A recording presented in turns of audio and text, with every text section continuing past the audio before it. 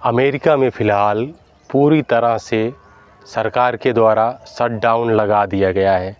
Shutdown का मतलब America में कुछ ऐसा होता है कि वहाँ पे जो भी गवर्नमेंट एम्प्लॉय होते हैं उनको ये बोल दिया जाता है कि अब आपको किसी भी प्रकार का वेतन शटडाउन के दौरान नहीं दिया जाएगा।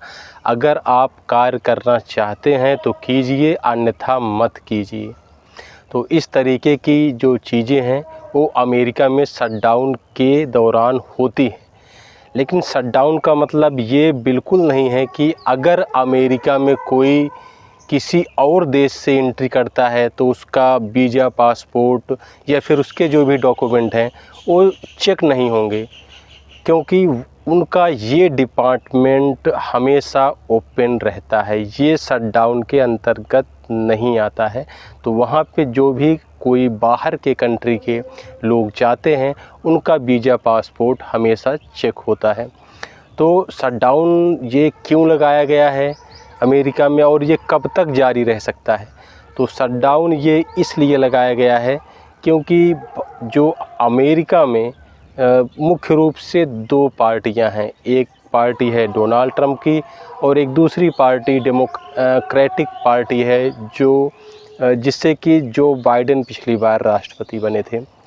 तो वहाँ पे ट्रंप की सरकार का आरोप है कि जो लोग बाहर से आके अमेरिका में रह रहे हैं इनको ज़्यादा छूट, इनके लिए ज़्यादा जो आसान रूल है ये बनाने का कार्य ये जो पिछली सरकार थी उसके द्वारा किया गया था। और इसको लेके ही फ़िलहाल ये चीज़ें अभी चल रही हैं।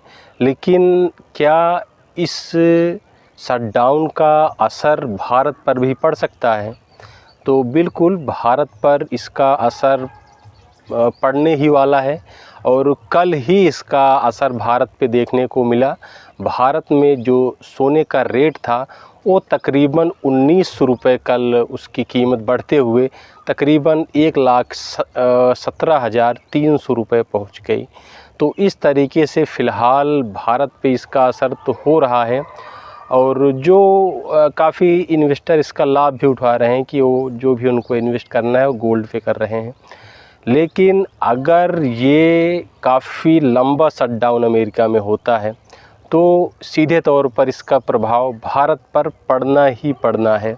लेकिन अगर ये काफ़ी लॉन्ग टर्म में ना होके काफ़ी कम टाइम के लिए अगर होता है तो निश्चित तौर पर यह है कि भारत पर इस